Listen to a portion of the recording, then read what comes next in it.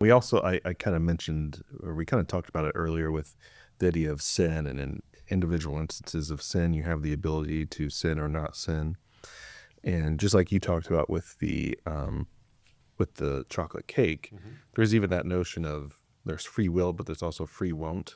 Like, I don't know if I don't know if I can do anything I choose to. And I know there have been times when I have chosen not to do something that every impulse within me was screaming to do.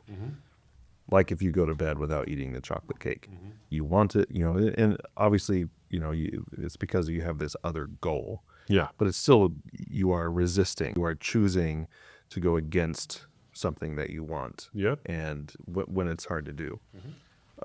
So there's that notion as well. But I wanted to ask, just to because I think you answered that really well. I wanted to ask, just to wrap up this question, because sometimes you'll hear it.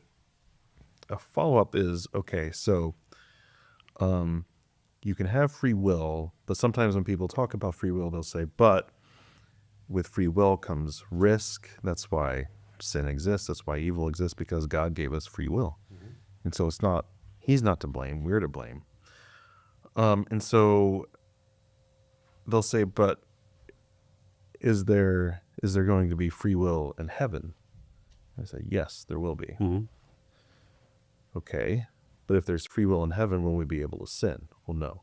Okay, so God could have created a place where we could exist freely without sinning, and for some reason chose not to this time, even though how painful this existence is. So what would you say to, and where do we start to look at that that notion? Because what's different? If he can create heaven, why didn't he do that in the first place? Now, this is a why question. Yeah. So that gets into some of the difficulties. So the why would God question. Yeah. Yeah, but what's sort of... Well, I do want to start with that because I often repeat it, but it's often necessary to repeat it. And it doesn't delegitimize the why would God questions. We need to have the why would God questions. I don't think that what I'm going to say next delegitimizes that, but I just want to make sure we enter into it with caution.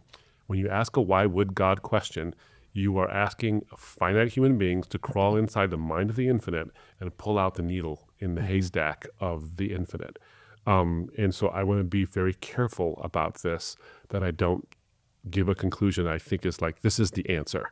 Yeah. This is a bit of an it seems to me answer, but that it seems to me is based on not only scripture, but also some measures of logic and theology and these kind of things.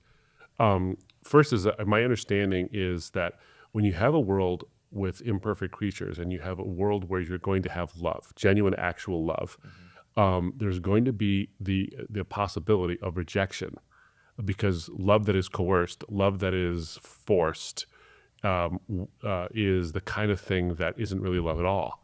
And so if you have a progression where you have a world like ours, an imperfect world of free creatures where there's going to be the possibility of rejection, that leads to a culmination of true love. And heaven is the sealing off of, you are no longer going to go back against the thing that you have chosen through the interaction of human free will and God's sovereignty to love him. And so however that comes about, and God in his sovereignty knows that these circumstances will cause this thing to happen where you will have this freely chosen love or freely given love to him, that heaven is the point where it's sealed now. Who you are is sealed.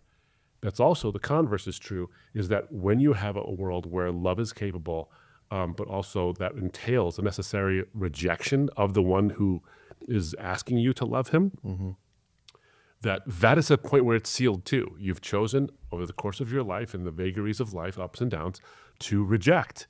And there's a point where that's sealed too. And so you are now getting what you want.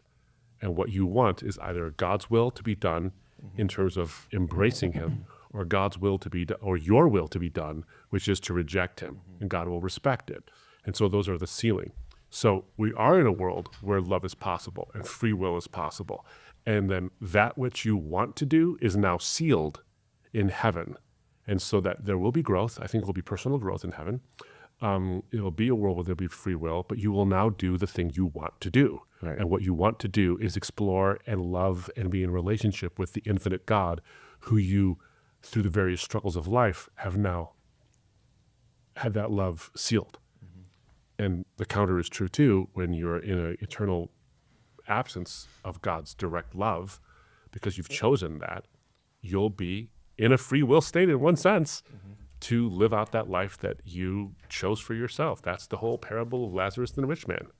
Lazarus goes to Abraham's bosom and he lives in this world where it's free. And how do I know that? Because Lazarus asks Abraham, the rich man asks Abraham, send Lazarus to cool my tongue or warn my brothers, suggesting that there is a command, sort of like there's a ability to respond to people's requests, but there's also limitations. Lazarus couldn't go and cross over the chasm. But also this limitation is that the rich man never repents of his sin. He never does that. He still treats Lazarus like a slave the whole time, even though he knows Lazarus is in heaven. So there's a sealing that happens. I mean sealing in the terms of like making something watertight. Right. So you become who you were going to be through this world. So is there free will in heaven? I think the answer is yes, in the sense that you can do what you want to do. And now what you want to do is love God as a result of the things that you went through in this imperfect world. So I don't think, maybe it's not feasible for God to create a world where you will genuinely love him for eternity if everything was perfect. Right. We have to go through this first to get to that. But that would be fake and inauthentic if we didn't have this first.